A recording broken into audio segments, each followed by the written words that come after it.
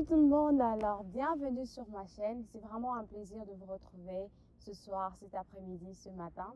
Et je suis Dorcas Moulongo, je suis une étudiante congolaise, une étudiante en publicité et je vis à Shanghai. Je fais des vidéos sur la vie en Chine, les études en Chine, quelques vidéos sur quelques blogs sur la culture chinoise et quelques blogs sur la nourriture chinoise, mais aussi sans oublier quelques vidéos sur la vie chrétienne, parce que bien évidemment, je suis chrétienne, ok?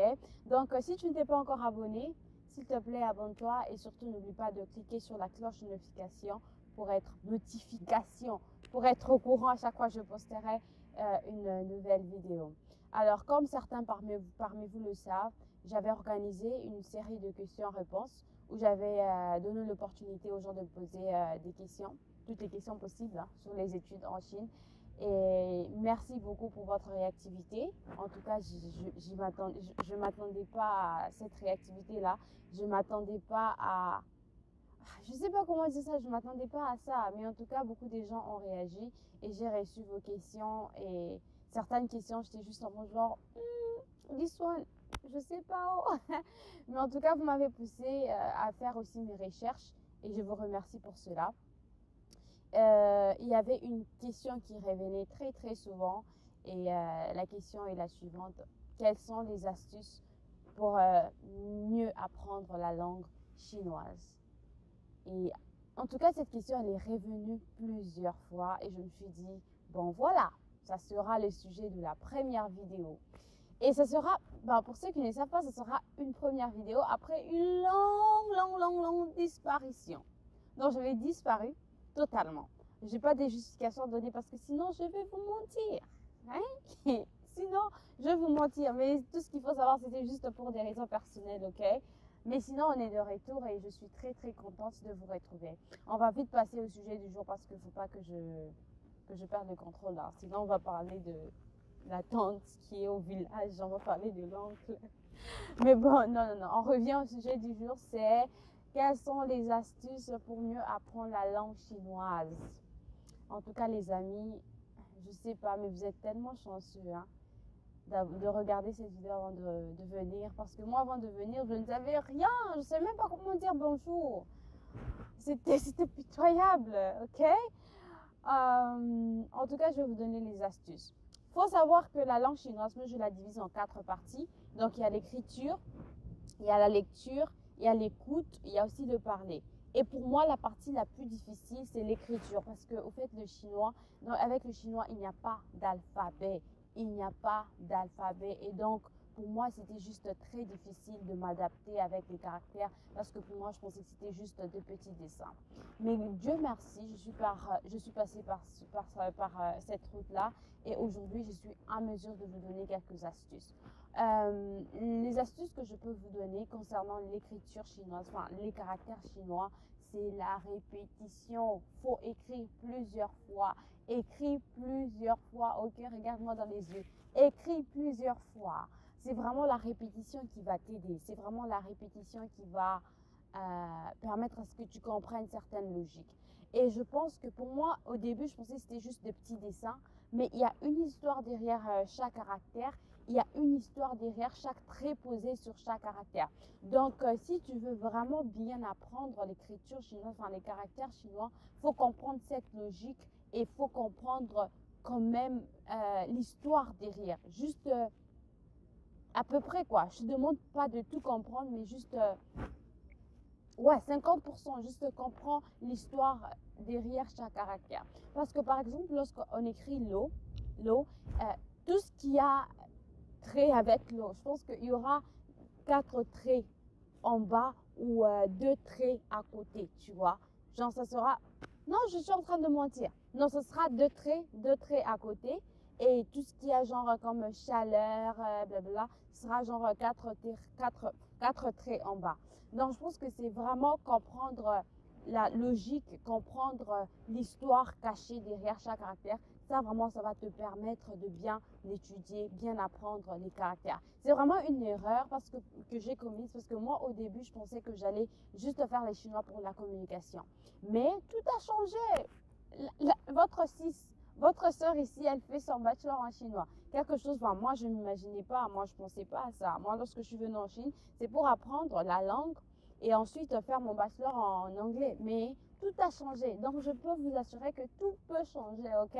Donc, faut être sérieux, être sérieuse dès les débuts. Genre, répète, écris plusieurs fois que possible. Il y aura des devoirs qu'on va vous donner. Il ne faut pas négliger ça, il faut écrire. Et pour moi, je pense que c'est vraiment la première année qui est importante, hein. C'est vraiment la première année qui est très, très capitale dans votre apprentissage. Parce que vraiment, si tu rates cette année-là, ça va mal barder pour toi. Et je me dis que pour mieux apprendre les chinois, il faut venir en Chine. C'est vrai que tu peux avoir tu fais des cours au pays et tout. Et j'ai rencontré des gens comme ça, hein, qui ont fait les Chinois peut-être 2 ans au pays. Et lorsqu'ils sont venus, ils étaient choqués.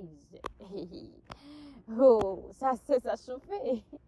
Mais bon, ce qui est sûr, c'est que je pense que lorsque tu arrives, parce que comme moi, lorsque je suis arrivée, je ne savais rien. Je ne savais même pas comment dire bonjour. Je disais ni rond, tu vois. Mais aujourd'hui, je peux m'exprimer. Aujourd'hui, je peux comprendre ce qu'ils disent, tu vois.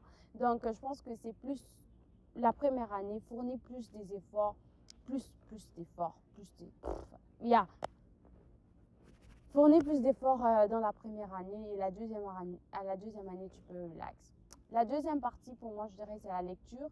Mais ça, c'est vraiment plus simple parce que tout ce que tu as à faire, c'est juste lire. Et je déconseille la lecture silencieuse. En tout cas, avec le chinois, tu ne peux pas être là en train de lire silencieux. C'est quoi ton problème, en fait, hein? Non, faut lire à haute voix. Ouvre ta bouche, tu vois? Prononce chaque caractère, prononce chaque mot. Ça va vraiment t'aider. Ça va vraiment t'aider parce que je t'assure, dès que tu lis à haute voix, c'est une manière de pratiquer la prononciation, c'est une manière de pratiquer le parler. Donc, ça va tellement t'aider. Lorsque tu lis des articles, enfin, tu ne vas pas lire des articles, hein. Il y aura des petits livres qu'on va vous donner à l'école, même à la bibliothèque. La bibliothèque, c'est quoi aujourd'hui? À la bibliothèque, il y aura de petits livres qu'on va mettre à votre disposition. Donc, tu peux juste aller à la bibliothèque, lire des petites histoires comme ça. Ouvre ta bouche, lis à haute voix. Je ne te demande pas de rester à la bibliothèque et lire à haute voix. Non, non, faut quitter. Faut aller, je sais pas, quelque part où tu vas pas déranger les gens. Tu essaies de lire à haute voix et puis ça va passer. Parce que moi, je vous assure, j'ai vraiment étudié le chinois comme les maths. J'ai pris mon temps. Dieu me voit, j'ai pris mon temps. Dans la première année, pour moi, j'étais très sérieuse. J'étais très sérieuse. J'étais déterminée. Donc aussi, si vous venez ici, soyez déterminée. Au fait, c'est pas pour me booster, mais vraiment, je suis sérieuse. Je suis vraiment sérieuse. Donc moi, je ne veux pas venir vous dire ici, non, faut venir ici, relax, dors. Non. Ce qui est sûr, c'est que c'est dur. Parce que tu vas rencontrer des gens qui sont en Chine depuis un bon bout de temps, mais qui ne parlent pas. Et de ce fait, on va passer à la troisième partie qui est le parler. Pour le parler, moi, en tout cas, c'est loin de toi la timidité. Hein? Si je peux te donner un conseil, c'est ne sois pas timide. Ne sois pas timide. De toute façon, dans ta classe, tu ne seras pas le seul à ne pas savoir parler chinois. Vous serez nombreux et toute la classe d'ailleurs. Donc, il n'y a pas, genre, je ne trouve pas de nécessité à être timide, tu vois. Donc, si on te demande de parler, parle. Si la laoshi te demande de dire, de lire, faut lire. Si la laoshi te demande de faire des choses, je ne sais pas quoi, exerce-toi au fait. C'est plus la pratique qui va te rendre meilleur. Avec le chinois, c'est pratiquer. Dès que tu pratiques, tu deviens meilleur. Dès que tu pratiques, tu deviens bon. Je pense qu'avec toute autre langue d'ailleurs, si tu ne pratiques pas, comment veux-tu être bon? Comment veux-tu être meilleur? Comment veux-tu bien apprendre si tu ne pratiques pas? Donc moi, ce que je te conseille aujourd'hui, c'est pratiquer. Parle. En classe, il faut parler. À l'école. Bon, avec tes classmates, utilise chinois. Lorsque tu sors pour acheter des histoires, utilise chinois. Et je peux même vous assurer que le chinois qu'on fait en classe, c'est pas vraiment pareil du chinois dans la rue, hein. C'est comme lorsque tu apprends l'anglais et tu vas aux États-Unis. Enfin, tu apprends l'anglais au Congo et tu prends l'avion déjà aux États-Unis. Je t'assure, ça peut chauffer, hein. Tu peux croire même que tu n'as jamais fait l'anglais. C'est pareil avec les Chinois. Donc, lorsque tu es en classe, c'est plus facile. Mais lorsque tu vas à l'extérieur, lorsqu'ils commencent à parler très rapidement, là, tu es perdu. Pourquoi? Parce que les Laoshi, au fait, je ne sais pas s'ils descendent à un autre niveau, au fait. Tout ce qu'ils veulent, c'est qu'on puisse bien communiquer, tu vois. Et donc, moi, je vous conseillerais tellement de quitter votre zone de confort, allez à l'extérieur, lorsque vous achetez les légumes, lorsque vous achetez des fruits, conversez avec les Chinois. Mais vous serez quand même surpris parce que eux aussi, ils ont... il y a le soleil. Eux aussi, ils ont leur accent. Donc, si tu vas à Beijing, les gens vont plus te parler avec les R. Et j'aime trop ça. J'aime trop comme les gens de Beijing parlent. Genre, tu nar, war. Tu vois, des histoires comme ça. Mais lorsque tu viens à Shanghai, c'est plus... il n'y a pas le R là, tu vois. Et aussi, certains Chinois ne prononcent pas bien, tu vois, certains mots. Donc, ne sois pas surpris. Je suis désolée de le dire, mais c'est vrai, il y a certains Chinois qui ne prononcent pas bien certains mots. Donc, c'est une vérité, je suis désolée. Je suis désolée, il ne faut pas croire que je suis tellement bonne en chinois, hein, mais c'est juste une vérité. C'est juste une vérité. Donc, s'il y a un Chinois ici, dis-moi, est-ce que vous prononcez bien tous les mots? Non. Je rigole, je rigole, je rigole. Ok, donc pour moi, pour le parler, c'est parle, parle, parle, parle, n'aie pas honte, n'aie pas honte. D'ailleurs, il n'y a même pas beaucoup d'astuces, hein. Tout ce que je peux vous dire, c'est juste la pratique. Et la dernière partie, c'est l'écoute. L'écoute, il faut juste écouter. En fait, il y a même une phrase qui dit, si tu veux être bon en chinois, il faut beaucoup parler, beaucoup écouter, beaucoup écrire. Et c'est vrai. En fait, c'est ça même les astuces principales. C'est ça. Donc, si tu veux être bon, pratique, pratique, pratique, pratique, pratique jusqu'à fatiguer. Donc, pour l'écoute, ce que je vous conseille de faire, c'est que vous aurez des livres et on va vous donner des CD. Et ces CD, moi, je ne les utilisais pas du tout, mais je vous conseille de les utiliser quand même. Ou même, vous pouvez aller vous demander à vous Laoshi, les professeurs, ils peuvent vous donner des versions en MP3 et comme ça, tu vas écouter lorsque tu es enfin, peut-être lorsque tu n'as rien à faire, tu écoutes, ça sera comme ta musique. Et vraiment, c'est quelque chose qui m'a vraiment, vraiment aidé parce que pas seulement tu t'habitues à leur vitesse. En fait, tu peux même changer la vitesse juste pour voir si tu comprends lorsqu'ils parlent rapidement.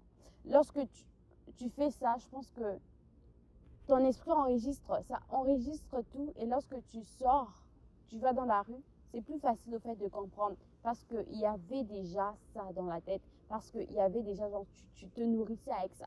Tu te nourrissais avec ça. Et pour la dernière astuce, au fait, avec le parler, je pense qu'il faut regarder leur bouche. Lorsqu'ils parlent, regarde bien, focalise-toi sur leur bouche. C'est un point que j'avais oublié de donner, de mentionner. Mais en tout cas, lorsqu'ils parlent, faut bien te focaliser sur leur bouche et comme ça, tu vas voir quels sont les mots qui sortent.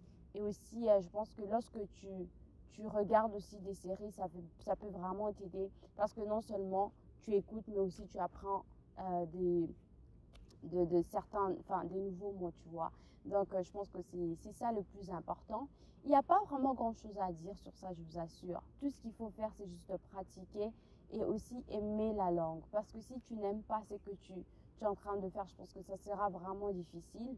Comment veux-tu apprendre le chinois si tu n'aimes pas cette langue? Comment veux-tu apprendre le chinois si tous les mots qui sortent de ta bouche sont négatifs, tu vois, par rapport à la Chine? Donc, je pense que ce sera plus difficile. Lorsque tu veux apprendre, il faut quand même aimer. Pas aimer, je ne vous demande pas d'aimer, mais quand même, tu vois, donner une considération, donner une valeur à ce que tu es en train de faire. Donc, toutes les astuces que je vous ai données, ce n'est pas seulement centré sur moi. Et j'ai essayé de parler avec certaines personnes, mes amis, qui sont aussi bons en chinois. Ils m'ont donné, en fait, enfin, on a parlé et ils m'ont donné leurs astuces.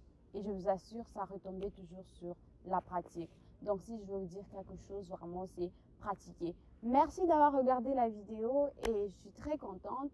Mais sinon, n'oubliez pas de vous abonner. Si tu t'es pas encore abonné, abonne-toi et clique sur la cloche de notification pour être au courant à chaque fois que je posterai une nouvelle vidéo. Sinon, merci beaucoup et on se retrouve à la prochaine. On se retrouve à la prochaine, ok? Bisous!